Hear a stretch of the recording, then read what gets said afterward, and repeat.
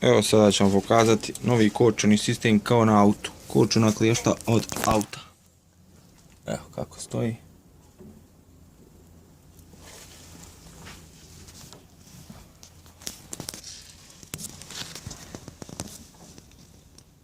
Jedan točak. Evo na drugi.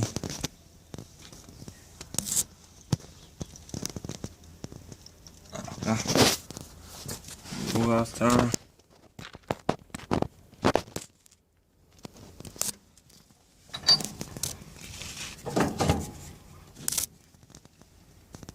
To je to, znači kočni cilindri od auta. Ima mogućnost da se ugradi ručna, ovdje dodatna. To bilo to. Sad ću vam pokazati kako koči i par slika sa